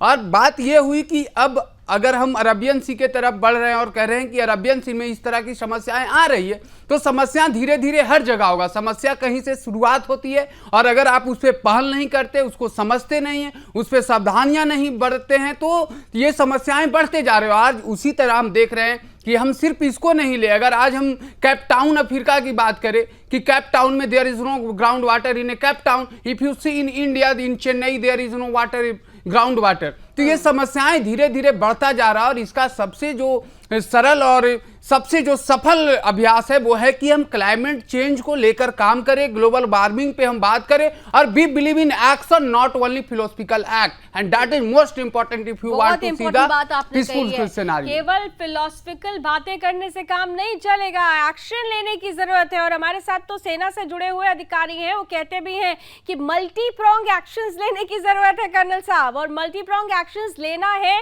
तो एक बात और मुझे याद आ रही है कि एक्शन पर रिएक्शन नहीं देना है, पहले रिएक्ट करना है और फिर एक्शन देखना है। और ये परिस्थिति केवल दुश्मनों के साथ नहीं बल्कि इस तरीके का जो मंजर, जो प्राकृतिक आपदा आ रही है, उसमें भी ऐसी ही आधार के साथ आकलन करनी। तो बिपरजॉय तूफान का कहर अब बरप ही रहा है। लैंडफॉल, जैसा कि अभी उत्कल ने भी बताया कि जखाऊ में लैंडफॉल शुरू हो चुका है, लेकिन 7:30 वो टारगेट पॉइंट है, टारगेट टाइम है जिसपे सबसे ज्यादा तेजी के साथ ये तबाही का बम फटेगा। कुछ ताजा तस्वीरें इस वक्त हमारे सामने आ रही हैं, उन ताजा तस्वीरों को आपके सामने रखने की कोशिश करती हूं। पैनल जरा दिखाइए, ताजा तस्वीरें कुछ आ रही हैं, किस तरीके से तूफान की स्थिति धीरे धीरे यहां पर हलचल पैदा कर रही है। ये आपको बता देते हैं कि मोरबी की तस्वीरें बताई जा रही है जहां पर लगातार बारिश हो रही है और लहरों की खलबली हमने आपको बीच में दिखाई। देखिए पानी अभी से ही जल जमाव यहां पर हो चुका है। अब जब लहरों का कहर यहां बरपेगा तब यहां पर क्या हालत होगी, यहां का आलम क्या होगा, इसका अंदाजा इन्हीं तस्वीरों से लगाया जा सकता है। ये तस्वीरें अब से कुछ अब आधे घंटे पहले की तस्वीरें हैं, जब जैसे कि उत्कल ने कहा कि शुरुआत हो चुकी है। तो ये तूफान के आने की पहले की जो तस्वीरें हैं वो आपके सामने हम रख रहे हैं। लगातार बिजली कड़क रही है, लगातार बारिश हो रही है। बारिश ने भी पूरे जो परिस्थिति है उसको खतरनाक बना दिया है। एक तरफ लहरों का कहर, दूसरी तरफ लगातार हो रही बारिश ये बता रही है कि इस बार प्रकृति नाराज है। नाराज इसलिए क्योंकि प्रकृति का दोहन सही तरह से नहीं किया गया, उपयोग नहीं किया गया, उपभोग किया जा रहा है और इसलिए ये प्राकृतिक नाराजगी है। हालांकि लगातार द्वारकाधीश से प्रार्थनाएं भी जारी है और ये कहा जा रहा है कि प्रार्थना में बल होता है, इसलिए द्वारकाधीश इस तबाही से, इस तूफान से होने वाली जो तबाही जिसकी संभावना, जिसका आकलन किया जा रहा है वो कम से कम हो, इसकी प्रार्थनाएं भी हो रही हैं। ये तस्वीरें मोरबी से आप देख पा रहे हैं जहां पर आपको याद होगा कि कल इतनी तेज हवा चल रही थी, उस वक्त भी जो स्पीड थी हवा की वो अप्रॉक्स 100 किलोमीटर पर आवर बताई जा रही थी और जिसकी वजह से कम्युनिकेशन सिस्टम डिस्टर्ब हुआ था। रेडियो और टेलीविजन के जो वहां के डीडी के टावर्स है वो टूट गए थे और सबसे महत्वपूर्ण ऐसी परिस्थिति में कम्युनिकेशन को कैसे रिस्टोर किया जाए ये बड़ा महत्वपूर्ण हो जाता है। हालांकि आपने देखा कि उत्कल ने पूरी जानकारी दी कि सरकार इसके प्लान, इस सिस्टम को दुरुस्त रखने के लिए उसके लिए भी प्लान बना चुकी है। किसी भी तरीके से कोई कम्युनिकेशन टूट टूटे नहीं, इसके लिए बहुत सारे प्लान्स ग्राउंड पर बना दिए गए हैं और उसी के अनुरूप इस तबाही से लड़ने के लिए हम तैयार हैं, देश तैयार है, गुजरात तैयार है, महाराष्ट्र तैयार है। इन सब के बीच इन्हीं तस्वीरों के साथ एक बार फिर से अपने पैनलिस्ट के पास चलते हुए सबसे पहले मैं उत्कल आपके पास ही आऊंगी, क्योंकि अब वो समय लैंडफॉल शुरू हो चुका था, लेकिन धीरे धीरे जो टारगेट टाइम कहा जा रहा है 7:30 वो टाइम कहा जा रहा था, मौसम बदल रहा है। क्या महसूस इस वक्त हो रहा है आपको, कितना अंतर देख पा रहे हैं? देखिए, मौसम विभाग के मुताबिक जो ये साइक्लोन की वॉल होती है वो तटीय इलाकों में टकराना शुरू हुई है। 120 से 125, 135 किलोमीटर प्रति रफ्तार से तेज हवाएं वहाँ जो साइक्लोन जहाँ लैंडफॉल होने वाला है उसी क्षेत्र में चल रही है। यहाँ भी उसकी असर देखी जा रही है, बारिश हो रही है, तेज हवाएं भी चल रही है। आपको बता दूं कि वहाँ जो परिस्थिति है, जो तटीय इलाके हैं, जो महाराष्ट्र जिले सबसे असरग्रस्त बताए जा रहे हैं, वहाँ तेज बारिश शुरू हो चुकी है और वहाँ तेज हवाएं शुरू हो चुकी है। सरकार की जो मशीनरी है वो लगी है कि कोई बाहर न रहे, घर के अंदर रहे। जो शेल्टर हो 1500 से 1600 उत्कल मुझे थोड़ा क्लियर कीजिए, क्योंकि उत्कल थोड़ा क्लियर कीजिए। 1 लाख के लगभग लोगों को वहां से इवैक्यूएट किया गया, जो पूरा तटीय इलाका है, लेकिन खास तौर से ये मांडवी का इलाका और द्वारका का जो क्षेत्र है वहां से ये कहा जा रहा है कि 90% लोगों को इवैक्यूएट करना पड़ा है। क्या यहाँ पर इस तूफान की तीव्रता इतनी रहेगी कि पूरे के पूरे इलाके को ही अपने जद में ले लेगा? जी बिल्कुल, ये जो तबाही है उसका जो अंदाजा लगाया जा रहा है वो ज्यादा है। जो द्वारका के आसपास के जो तटीय इलाके हैं, जो बिल्कुल समुद्र के किनारे हैं, उन पूरे के पूरे गांवों को एवैक्यूएट किया गया है, क्योंकि जो आपने अपने आगे के बात में बताया कि 1998 में जो तूफान आया था वहाँ 10,000 से ज्यादा लोगों की मौत हुई थी। उसको ध्यान में रखते हुए इस बार सरकार ने 0 कैजुअलिटी, मतलब आप यकीन नहीं करेंगे कि एक भी व्यक्ति का इसमें जान न जाए, मृत्यु न हो, इसका टारगेट लेकर के सरकार चल रही है। इसलिए कोई कोताही सरकार नहीं बरतना चाहती। इसलिए जहाँ जहाँ शक्यता लगे, जहाँ जहाँ पॉसिबिलिटीज लगे कि यहाँ ज्यादा नुकसान होने वाला है, वहाँ से लोगों को इवैक्यूएट किया गया, लोगों को इवैक्यूएट कर दिया गया। लेकिन कई ऐसे प्रोजेक्ट्स हैं कोस्टल एरियाज में, कई ऐसे प्रोजेक्ट्स हैं जो अभी वर्किंग प्रोसेस में थे, उन्हें लेकर क्या तैयारी देखी आपने? देखिए, वहाँ मुंद्रा है, मालवी है, जखौर है, कंडला है, वहाँ जो पोर्ट है, वहाँ जो दरिया किनारे पे जो प्रोजेक्ट चल रहे हैं वो सारे बंद कर दिए गए हैं। जो मरीन बीच में, दरिया के बीच में भी जो प्रोजेक्ट चल रहे थे, कोस्ट गार्ड के भी कुछ वहाँ नौका या जहाज थे, वहाँ से भी सैनिकों के आदमियों को निकाला गया है और किसी भी व्यक्ति को उसी एरिया में न रहने देने की सरकार ने सूचना दी है। 0 आदमी वहां रहे, इस प्रकार की व्यवस्था, इस प्रकार की तैयारी गवर्नमेंट की ओर से की है। जी बिल्कुल, तैयारी दुरुस्त की गई है। लेकिन यहाँ पर देखिए, अब निशांत पहले आपके पास आ रही हूँ, फिर कर्नल सर के पास जाऊंगी। निशांत, सबसे पहले, क्योंकि देखिए कोस्टल एरियाज में जैसा कि हम देख भी रहे, बहुत सारे प्रोजेक्ट्स चल रहे हैं और वो प्रोजेक्ट्स ब्लू इकोनॉमी से जुड़े हुए हैं। जब ऐसा तूफान आते हैं तो ब्लू इकोनॉमी को बड़ा नुकसान पहुंचाते हैं। ब्लू इकोनॉमी और ब्लू इकोसिस्टम की कंपैटिबिलिटी को कैसे बनाया जा सकता है कि नुकसान कम से कम हो और परिस्थिति, अब प्राकृतिक आपदा पर हमारा जोर तो नहीं चल सकता, लेकिन उससे होने वाले जो नुकसान है उसको तो कमतर किया जा सकता है। ये कंपैटिबिलिटी कैसे बनाई जाए? ये जिस वर्ड को हम यूज करते हैं ब्लू इकोनॉमी, ये ग्लोबल प्रोस्पेक्टिव है और जिस तरह से 21st सेंचुरी में हम लोग जो जिस तरह से ग्लोबल फिनोमेना के पार्ट हैं और इसमें सबसे इम्पॉर्टेंट है जो ट्रेड है कि हम ट्रेड का माध्यम एक कंट्री से दूसरे कंट्री के बीच ट्रांसफॉर्म कैसे करते हैं। तो ये इसका जो सबसे जो बड़ा रास्ता और सबसे बड़ा जो जरिया है वो ब्लू इकोनॉमी है। और मैं ब्लू इकोनॉमी पे इसलिए बात किया कि कहीं न कहीं प्राकृतिक हमें सब कुछ देती है।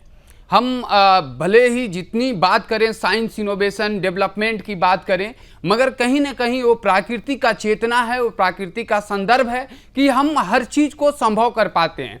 ब्लू इकोनॉमी और ब्लू इकोसिस्टम के बीच क्या डिफरेंसेस है, इसी को मैं बहुत सरल भाषा में रखूँगा कि जो समुद्र के जो अंदर जिस तरह पृथ्वी पे मनुष्य और तमाम जीव जंतु हैं, उनका एक अपना इकोसिस्टम है, कैसे जीना है, कैसे रहना है, कैसे खाना है, कैसे पीना है, उसी तरह समुद्र के अंदर भी जीव जंतु और समुद्र के अंदर भी अपना एक इकोसिस्टम और उस क्लाइमेट के साथ समुद्र अपनी स्थिति को बनाए रखती है। अगर उस स्थिति में कहीं पे किसी तरह की डिस्टरबेंस आती है, जिस तरह से हम आज बात कर रहे हैं साइक्लोन का, तो ये साइक्लोन क्या है कि एयर का जो वेव है, वाटर का वेव और एटमॉस्फेयर का वेव, ये दोनों के बीच एक बड़े रूप में जो है डिफरेंसेस क्रिएट होना ही साइक्लोन है।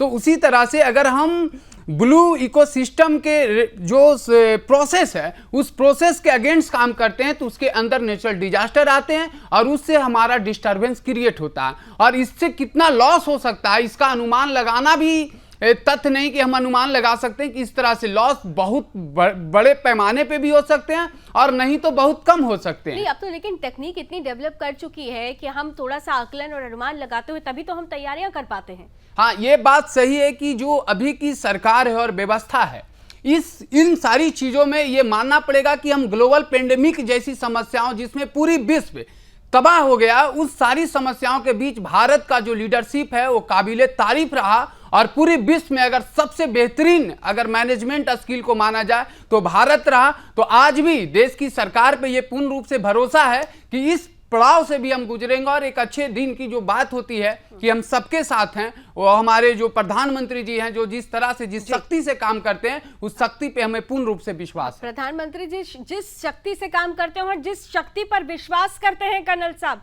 वो शक्ति तकनीक भी है, वो शक्ति ईश्वर भी है और वो शक्ति हमारे देश का मजबूत संगठन भी है। हम हर परिस्थिति में जब ऐसी परिस्थिति आती है तो एकजुट होकर खड़े हो जाते हैं।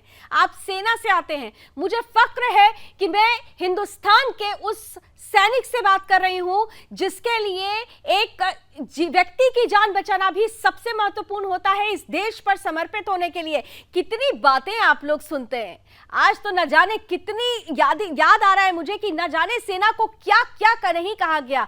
गुजरात की धरती से भी कहा गया, जो विपक्षी दल जो देश के बाहर जाकर आजकल बहुत बड़ी बड़ी बातें कर रहे हैं, उन्होंने उनके ही पार्टी के नेताओं ने हमारे देश की सेना के लिए, सेना प्रमुख के लिए क्या बात कही थी मैं दोहराना नहीं चाहती आज, लेकिन उनको ये तस्वीर देख लेनी चाहिए कि आज इस देश में अगर प्राकृतिक आपदा आती है, वो प्राकृतिक आपदा से बचाने के लिए सेना मुस्तैदी के साथ खड़ी है।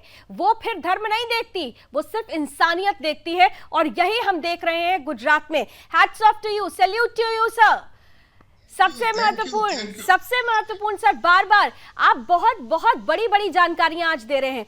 हम अभी बहुत सारे ऐसे लोग हैं जो ये जानते ही नहीं थे कि सेना को भी 27 कॉलम्स दिए जाते हैं ऐसी परिस्थितियों से जूझने के लिए। मतलब सेना is not only for the surgical operations, ऐसे ऑपरेशन के लिए भी पूरी तरह से मुस्तैद आप नजर आते हैं। और उन 27 कॉलम्स में आपने जिक्र किया कि केवल इंसान नहीं, मवेशियों को भी बचाना ये जिम्मेदारी है सेना की। अभी मैं आपसे जानना चाहती हूं, जिस मल्टी प्रोंग एक्शंस की मैं बात कर रही थी, चैलेंजेस क्या आते हैं, थोड़ा सा क्या अगर आप समझा सके हमारे दर्शकों को कि सेना और एनडीआरएफ और एसडीआरएफ ये किस तरीके से, किस कड़ी में, किस लूप में काम होता है जब ऐसी परिस्थिति सामने आती है। देखिए, सेना अक्सर अपनी ऑपरेशंस में सफल होती है, आज तक हमने उसे विफल होते हुए नहीं देखा। कारण ये कि उनका कमांडर एक होता है और एक कमांडर होने की वजह से आपस में कोऑर्डिनेशन 100% होता है, इसलिए बड़ी से बड़ी प्रॉब्लम भी डाइल्यूट हो जाती है। मैं दो बातों का जिक्र करना चाहूंगा। एक तो पर्यावरण विद ने बड़ी अच्छी बात बताई, लेकिन सर सुन ले, हमारा करीब 120 नॉटिकल माइल का एक्सक्लूसिव इकोनॉमिक जोन है जिसे EEZ बोलते हैं। उस EEZ में कोरल रीफ्स है, उस EEZ के अंदर फिश प्रोडक्ट है, उस EEZ में करीब करीब हर वो चीज है जो जमीन के ऊपर है वो समुद्र के नीचे भी है। अब अगर ये साइक्लोन्स आते हैं तो इनकी वजह से वो डिस्टर्ब होते हैं और ब्लू इकोनॉमी खराब होती है। दूसरी बात, हम जो डेवलपमेंट करते हैं पोर्ट्स का, उसमें हम पियर्स डालते हैं समुद्र के अंदर और वो कंस्ट्रक्शन होती है और उस कंस्ट्रक्शन पे बड़ी बड़ी मशीनरीज होती हैं जो पोर्ट के ऊपर होती हैं। ऐसे समय में अगर स्पीड 165 किलोमीटर की होती है तो हमारे इक्विपमेंट का डिरेल होने का सबसे बड़ा खतरा रहता है। एक बात और लास्ट वो ये कि वो मैं इसे पॉपुलेशन कंट्रोल से जोड़ना चाहता हूँ। दरअसल में बॉम्बे के अंदर क्या किया गया, जब वहां पॉपुलेशन बहुत ज्यादा बढ़ गई और जगह नहीं बची तो उन्होंने समुंदर को रिक्लेम कर लिया, यानी समुंदर के अंदर पियर गाड़ने के बाद रेत भर के वहां पे बिल्डिंग बनानी। It is called reclamation of land from the sea, यानी कि जब समुंदर के एरिया को आपने धरती में मिला लिया तो प्रकृति में पानी और जमीन का अनुपात जो शुरू से बना हुआ है वो डिस्टर्ब कर दिया, और उसके डिस्टर्ब करने की वजह से एक बड़ा कारण जो बताया गया कि अरेबियन सी से क्यों उठने लगे पिछले 50 साल में ईस्टर्न कोस्ट के ऊपर। जी, बहुत बहुत इंपॉर्टेंट बात आप बता रहे थे, बहुत इंपॉर्टेंट बात सर। महाराष्ट्र में किया गया, तो that was one of the reason. But in any case सेना के बारे में चाहे कोई कुछ भी कहे, अगर लावणी जी और सुदर्शन चैनल उनको तारीफ करता है, hats off to you also dear. Thank you so much sir. लेकिन बस हम यही चाहते हैं कि ये जो प्राकृतिक आपदा आ रही है इससे बहुत कम नुकसान हो, किसी को भी किसी भी तरीके का नुकसान ना पहुंचे। हम ईश्वर से भी ये प्रार्थना करते हैं, और आप लोग जिस चुनौती के साथ इस पूरी परिस्थिति का सामना कर रहे हैं, लोगों को बचा रहे हैं, आपको भी ईश्वर शक्ति दे, हिम्मत दे। Utkal, thank you so much. हमारे साथ दीपक जुड़े, थैंक यू सो मच आप दोनों का। आप दोनों भी ख्याल रखिए क्योंकि परिस्थितियां पल पल बदलेगी। आप दोनों से अपडेट हम अगले बुलेटिन में लेते रहेंगे। Thank you so much colonel साहब, thank you so much Nishant हमारे साथ जुड़ने के लिए, बहुत महत्वपूर्ण बात करने के लिए। हम कार्यक्रम के एंड पे आ चुके हैं, लेकिन कार्यक्रम के एंड में मैं एक जानकारी जाते जाते आपको देना चाहती हूँ। यहाँ पर जरा आप देखिएगा, ये जो वार्निंग सिस्टम से निगरानी की जा रही है, जिसका जिक्र बार बार हो रहा था कि किस तरह से तैयार हैं हम, ये warning system area cyclone warning system, CWC cyclone warning system, जो ये बता रहा है कि कहां कहां प्रॉब्लम्स हो सकती हैं। अहमदाबाद, मुंबई, तिरुवनंतपुरम, चेन्नई, विशाखापट्टनम, भुवनेश्वर, इन तमाम जगहों पर ये निगरानी सिस्टम वर्क कर रहा है। यहां से बकायदा वॉर जोन बनाए गए हैं। आप देखिए, इसी तरफ से आपने देखा कि केवल अब हमने एक हिस्से पे ही नहीं, भारत के पूरे हिस्से पे ये परिस्थिति बनी हुई है। जितने कोस्टल एरिया है, कोलकाता, भुवनेश्वर, विशाखापट्टनम, चेन्नई, तिरुवनंतपुरम, मुंबई और अहमदाबाद, यानी पूरा का पूरा एक वॉर जोन तैयार कर लिया गया है इस सब पूरी तबाही से निपटने के लिए। कुल मिलाकर अगर देखें कि मैं बार बार कह रही हूं, अगर बिपरजॉय तबाही मचाने को तैयार है, आमादा है तबाही के लिए, तो हम भी आमादा हैं इस तबाही से कम नुकसान पहुंचे, इसको लेकर अपनी तैयारियों के साथ एक बार फिर से प्रार्थना करते हैं कि कम से कम नुकसान हो, कम से कम बुरी खबरें हमारे बीच आए, कम से कम ईश्वर इतनी कृपा करे कि ये जो इंटेंसिटी है वो धीरे धीरे कम होती जाए और तूफान आया तो चला भी जाए। इसी उम्मीद के साथ अभी बस इतना ही। देश और दुनिया की तमाम खबरों के लिए आप जुड़े रहिए सुदर्शन न्यूज के साथ। जय।